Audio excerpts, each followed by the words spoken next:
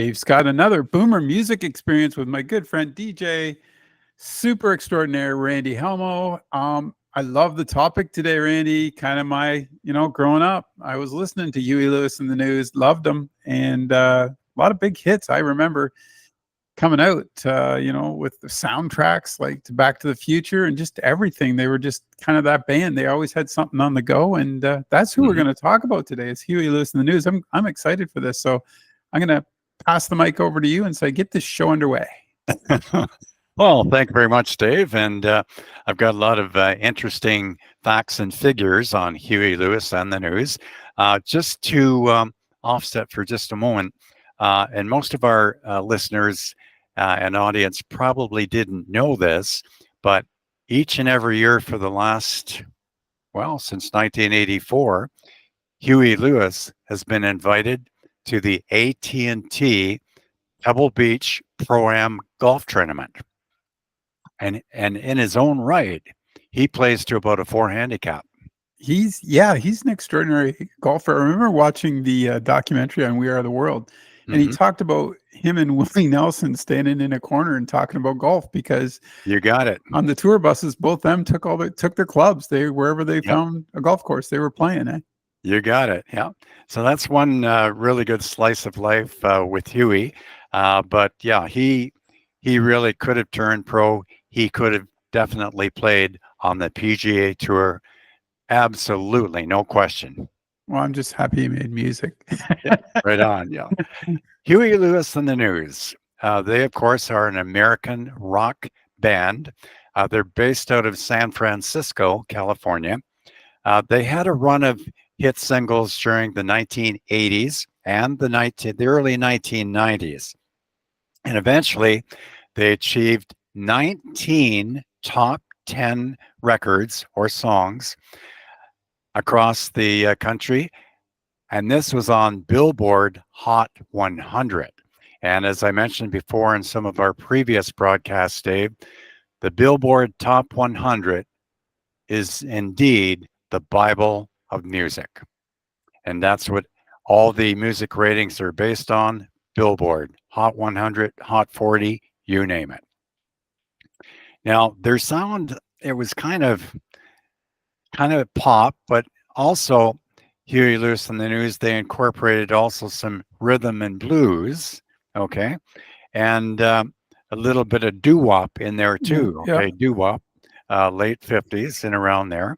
And, but their own material, they have been labeled as blue-eyed soul. Oh, I didn't know that. Blue-eyed soul. Also, just a little chunk of new wave, okay? Yeah. And, of course, roots, rock, reggae. Makes sense. Yep, okay. Like, here's a fantastic genre of music by one very successful band. The group's do you think you and I like them because they'll throw the horns in there once in a while? I know that's I like that fat sound when they always had a saxophone. There were some other videos where they had some other horns in there as well. And the other thing I just want to bring up real quick that I think people don't realize, the harmonizing on those guys was phenomenal. Oh, absolutely. On their music. I don't think we really appreciated at that time what they were doing because, like you said, you got a little bit of a doo-wop sound there. You got that crispness in their harmonizing, which really, I thought, accented a lot of their music. Right on. Absolutely correct, Dave. The group's first 2 albums were very well received. And of course, with Huey Lewis and his charisma, wow, and his front man, like they really, really gained a lot of not only US-wide attention, but also in other countries too. Everybody was dancing to the tunes of Huey Lewis and the News. And of course, they did make it to a very important publication in their early career. And that was a small documentary in the Washington Post. Oh, interesting. Wow. Yeah. How good is that? Like, unbelievable. Their most successful album, entitled Sports, was released in 1983. Now, the album, along with its music videos, were featured in the MTV. And of course, once you're on MTV, that Boom. really catapults you into superstardom almost overnight. Yeah. Like, how good is that? That's fantastic.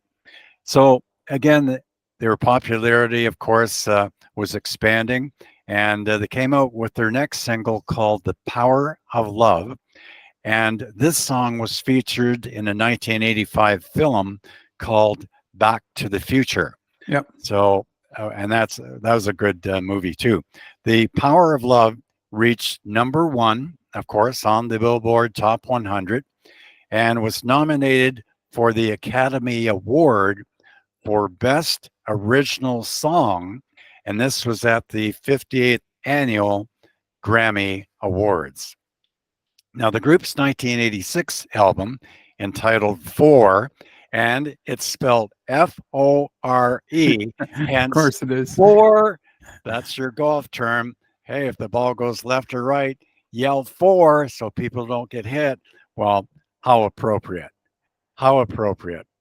And from the album Four, it produced two number one hit singles, Stuck With You, a very good song, and Jacob's Ladder. Yep. Now, the band's other top 10 hits are all from the 1980s, and they include Do You Believe in Love, Heart and Soul, I Want a New Drug, The Heart of Rock and Roll, This Is It, Hip to Be Square, that's a Yep. good one, Yeah. I Know What I Like, Doing It All for My Baby, and Perfect World. Now, the group is currently inactive as a performing recording band, having toured for many, many years, like unbelievable. And they're really, the band itself, the personalities all gelled well together. There Yeah. were very few arguments in the band, few in-depth discussions, but real no animosity between the band members. And well, yes, indeed, Huey Lewis was the catalyst that kept this group shining through. Now, let's take a look at some of the history. In 1972, harmonica player Huey Lewis and keyboardist Sean Hopper, they joined the Bay Area jazz funk band called Clover. Now, Clover, they recorded several albums in the 70s, and in the middle of the decade transplanted themselves to Britain to become part of the UK. It was kind of like a pub rock scene of music. Cool. Now, without Lewis, they eventually became the backing band for Elvis Costello's first album, My Aim Is True. I did not know Wow. that. That's pretty cool. Unbelievable. Yeah. Now, Huey, he also worked with the Irish band called Tin Lizzy and contributed harmonies to the song Baby Drives Me Crazy. Oh, yeah, Tin Lizzy, of course. Now, Clover's main competition in the Bay Area jazz funk scene was a band called Sound Hole, whose members included drummer Bill Gibson, saxophonist, rhythm guitarist Johnny Cola, and the bass guitarist, brother of John. Like, here's an altogether group of expert musicians in their own right. Okay, you add Huey Lewis to that equation, and you've got a very impressive rock band. Very, very good. Although they played gigs under this name of Clover, in 1979, they recorded and released a single simply as American Express. Where have I heard that word Yeah. before? Yeah. The single Exo Disco was a disco version of the theme from the film Exodus, was produced by Huey Lewis and his former band Clover. So Did this not know band Clover was the real starting point for Huey Lewis. Later in 1980, the band released their first studio album, a self-titled LP, Huey Lewis and the News. Now we're talking. Yeah. That's a nice That's got a really nice Flow flow to to it. it. Yeah. Huey Lewis and the News. Just like in old days when Walter Cronkite was the CBS anchor. And good evening. This is CBS News with Walter Cronkite. Similar, the same. Now, so we mentioned in the late 80s, this would be about 86, 87, they released their first self-entitled uh, album called Huey Lewis and the News. In 1982, the band released their second studio album, the self-produced Picture This. And of course, this was quite a good album too. One of the hit songs they had from that album, Dave, was "Do You Believe in Love?" Great, great song. Do you Great, know? great Do you song. have the story behind that song? No, I don't. Please Do you want share, to? Dave. Oh, okay. So that song was originally out in 1979 by a band with a front man named Mutt Lang, and the song was called "We Both Believe in Love." Hmm. And Mutt Lang ended up producing Huey Lewis, and he gave him that song, and Huey changed the first two words to "Do Yeah, You Believe in Love?" And it and shot up the charts. Their first big hit. Well, I think it might have peaked at number 7, I think. I'm not sure. uh-huh. But and for those that Mutt Lang went on, I mean, obviously he worked with AC/DC, Def Leppard, Shania Twain, Sure. right? Yep. I just found that story very, interesting that's their first hit, and it was a Mutt Lang written song. Huey changed 2 words on it, and kaboom! They they Wow. they and you can find the '79 version too. I listened to a cut of it, and Oh it yeah. sounds a lot different, but the basis of the tune is basically the same. It's just I Mhm. think what you said about Huey being sort of that front man and having that power with that voice changed the Oh whole yes. concept. The song just blew up. I thought that Right was an on. interesting little tidbit that I had found, and that is one of my favorite songs of Huey Mhm. Lewis right there. That's great. That is fantastic, Dave. Thanks for sharing that information. Of course, Mutt Lang, Shania Twain Yeah. were married for a number of years, and but Shania's making it big, just an offshoot right now in Las Vegas. Yes. And she is one of the signature performers. She's got a contract out there, so she's doing very well in Viva Las Vegas. Yeah. Her show is Or phenomenal. should Oh yeah, she's a natural. Yeah. Viva Las Wages. Yeah, Anyway, really. I won't go there. At the beginning of 1985, the band participated in the All-Star, and a great song. I've still got the 45 of this, Dave. USA for Africa, the Yeah. charity single called "We Are the World," and unbelievable. And you can hear quite distinctively Huey Huey's Lewis's voice. voice, Yeah. Lionel Richie, Yeah. Stevie Wonder, just to mention a few. Great, There's great song. there's a little story behind that, and I don't know I think I saw this somewhere that the part that Huey sang was actually for someone else, possibly Prince, I'm not sure, but turned it down. And they sort of told Huey at the last minute almost. And he Mhm. said he was super nervous because he said, there you are with Bob Dylan, Bruce Springsteen, like giants, Lionel Richie, Michael Jackson, all these people. And he's like, I was nervous. Like I was really like shaking nervous to do this, to just do these 2 lines. But Yep. what an honor, he said, what an honor to be in that room with so many with you look at that song right there, and you look at the musicians in that room, and I don't think you'll ever see it again. No, absolutely not, Dave. That was a powerhouse of musicians over the decades, all in one building, singing. Wow, we are the world. That it does not get any better than that. No, it was phenomenal for that time. Yep.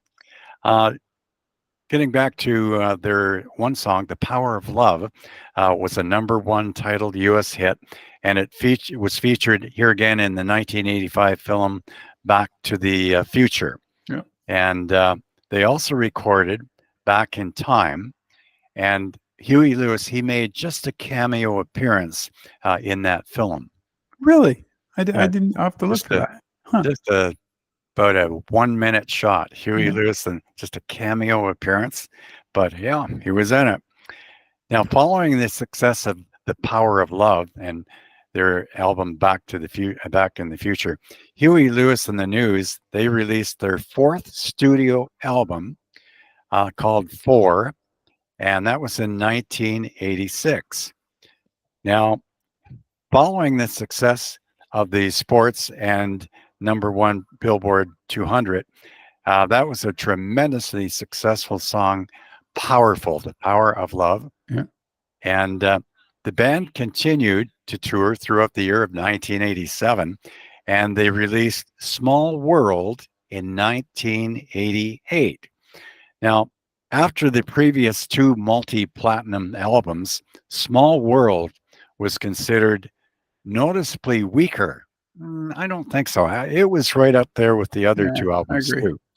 And but anyway, at the end of the Small World tour, that was in 1989, the band took a break from recording and all the heavy touring, and they parted ways with Chrysalis Records.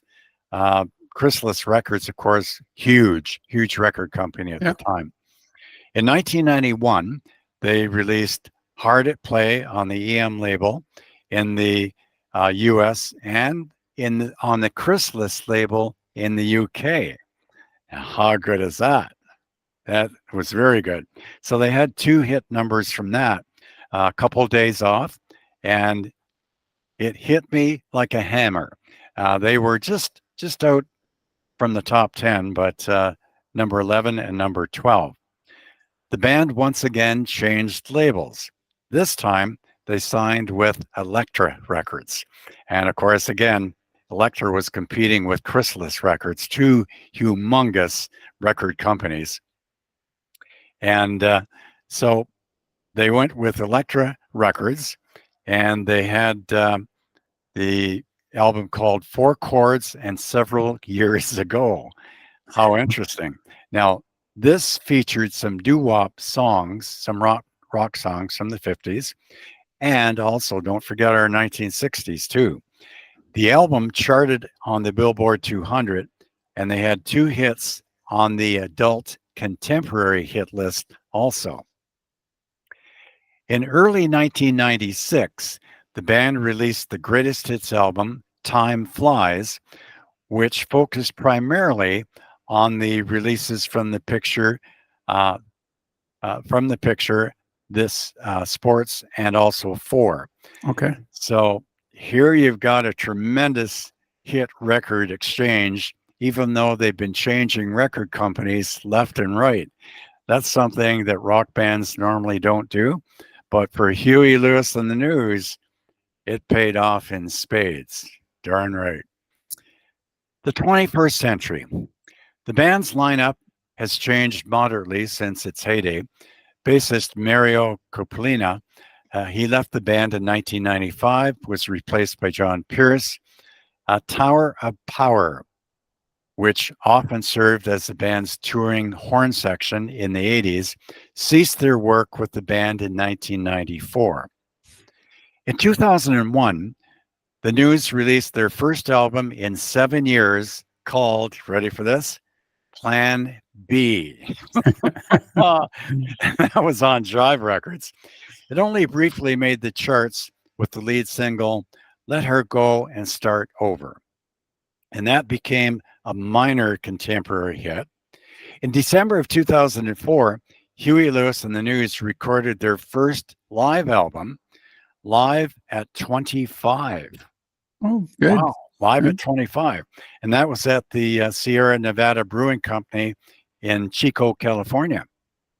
Very good. And of course, doing that, they were commemorating the band's 25th anniversary in playing basically in the United States.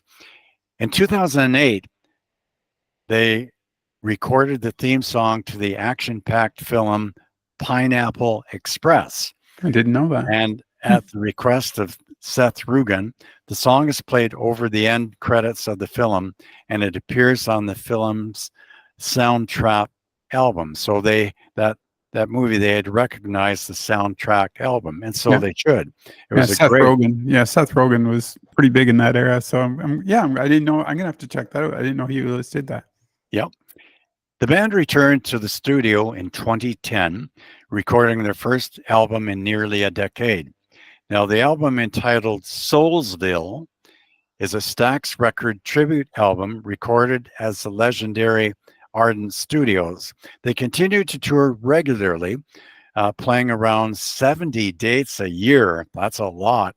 Until 2018, when the band halted all touring after it was revealed that Huey had Meniere's disease. I think I'm pronouncing that right. What it is, it's an inter-ear Yeah. infection. And in January of 2019, Huey Lewis and the News signed with MBG Rights Management. On February the 14th, Valentine's Day 2020, just 4 short years ago, the band's new rhythm guitarist, they released Weather, which was their first studio album. Weather, it's a good album. New songs on that included some lesser hits. Then on November 1st of 2023, just last year, a new musical comedy inspired by the hits of Huey Lewis and the News was announced, entitled The Heart of Rock and Roll. Yeah. Great title. Great title. A romantic comedy. It contains a number of the band's bits like Working for a Living and Stuck with You. Hey, 2 great monster blockbuster hits for Huey Lewis and the News. So as you can see, Huey Lewis and the News, at any one segment during their career of performing, they had it all together and much, much more. Dave, going to put you on the spot. Huey Lewis and the News. His greatest hits. Here's the CD right there. Okay. Of all the music, what's your favorite song from Huey Lewis and the News? Do You Believe in Love? That's their first big hit. I think that kind of caught me and kind of stuck with me as the first one that I really enjoyed. I mean, like we talked about earlier, there was so many that you could listen to. They always seemed to be on the radio. Like you said, they had 19 hits. So in that little era. So I think that was what did it. I think too, another part that we forget about is what you brought up earlier about it being the video age. Mm-hmm. And Huey Lewis and the band, all their videos, if you watch some of their MTV music videos, they're all funny. They poke fun at themselves. That's They're right. Very humble band. They don't seem to, they want to have fun with it. And in some of Huey's music videos, he doesn't always win the girl. You know what I mean? That's so right. I think they realized that they were doing all these, and they probably saw what everybody else was doing. That we'll just have some fun with it. Don't take ourselves too seriously, right? And I think that resonated with a lot of kids my age back then, because it was like, they're having fun. They're enjoying making music. I thought that was kind of neat too. And I do think that, if you go on YouTube, there's actually, Huey has a bunch of little segments where he tells you about where the song idea came from or what they were thinking. In The Heart of Rock and Roll, when that song was done, he said that he always felt that San Francisco originally was, the Heart of Rock and Roll, where he started out. And he said that the one night he was playing in Cleveland at a grand old hall theater, and he said he went, wow, this really is the heart of rock and roll. The people were so into it, were so in tune with the music. He said it was just incredible, and that kind of led to that moment where is still beating in Cleveland, because the heart of rock and roll still is. There's some great little pieces like that folks can catch on YouTube where Huey Lewis is talking about it, and I thought that was kind of cool because he still resonates. Like the music is like, I'm sure you still get requests. Absolutely, Dave. Yep. Be it weddings, be it fundraisers, 50s, 60s, 70s, 80s dances. Oh yeah. Huey Lewis and the News, he's right up there. The other story shared that was funny was when he wrote I Want a New Drug, he said he woke up with a hangover, had to go to his lawyers, and he knew he wasn't going to get positive information. And he just thought about, needing something to get through that day. And on the way over, this line, I want a new drug, hit him. So when he went to his lawyer's house, he said, give me a pen and paper. And he started writing down the songs. So there you go, right? Lordy. So I thought that was kind of an interesting, a YouTube video where he is sharing that. And I thought, I guess in that era, of course, that makes sense, right? But Absolutely. What do you think it was about that sound? Was it the combination of, like you said, the doo-wop? Just it seemed to give you an old feel but a new feel. Does that make any sense? Yeah, absolutely, Dave.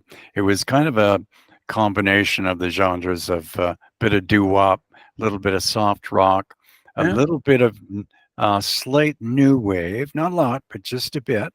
And but whoa, and well, it's the same back in 1987 when they released their album Four, Yeah.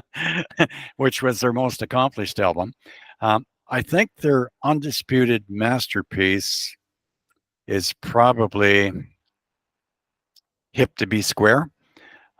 It was a song, it was so catchy that most people probably didn't listen to the lyrics, but they should, because it's not just about the pleasures of conformity and the importance of friends, but it's also a personal statement about the band itself.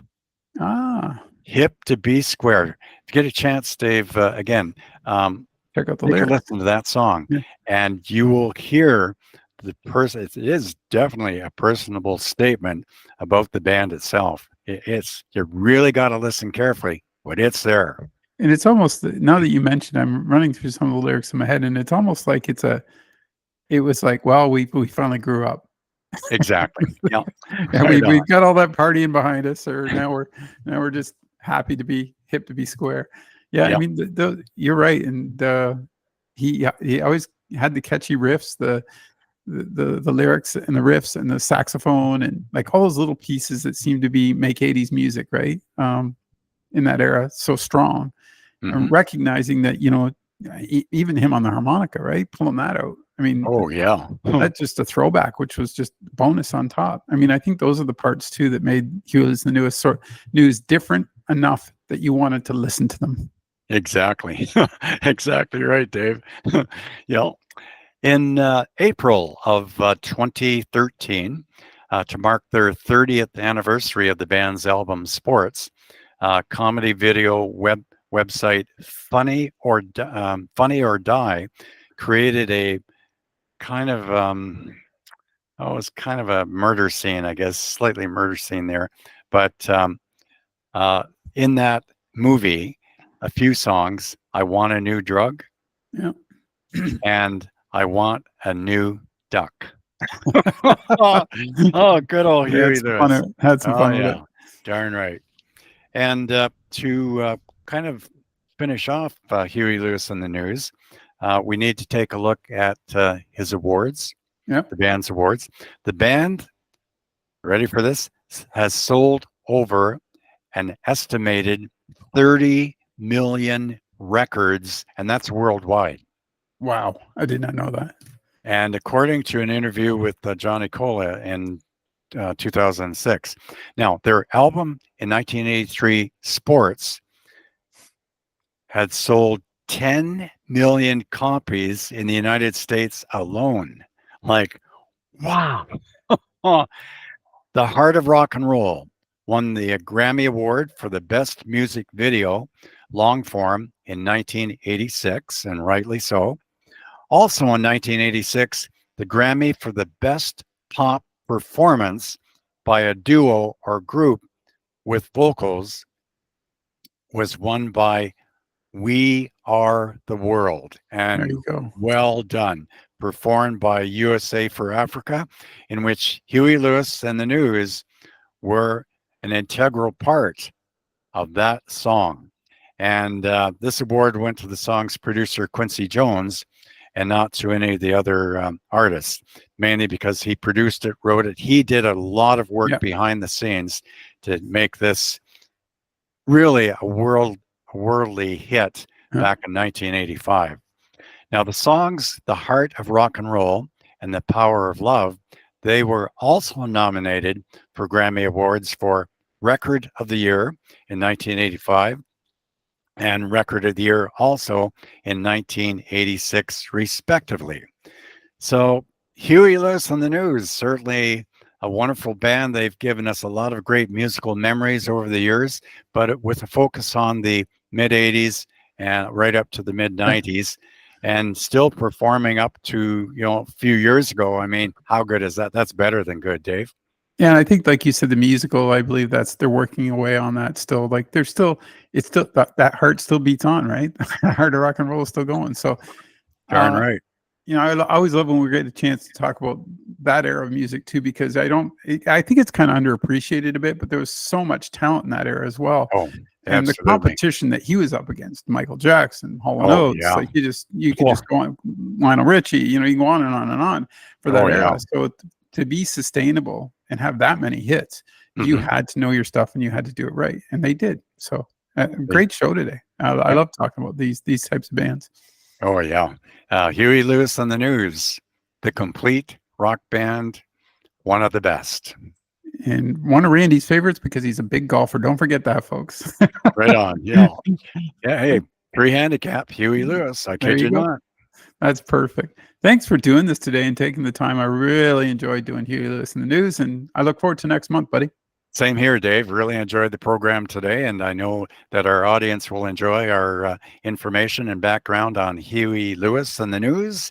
And we look forward to picking another artist of interest. So stay tuned for next month's artist. You never know who may be at the forefront. That's for sure. Take Hey, care. Dave, have a great week, and thank you very much again. And we will talk soon, live on location.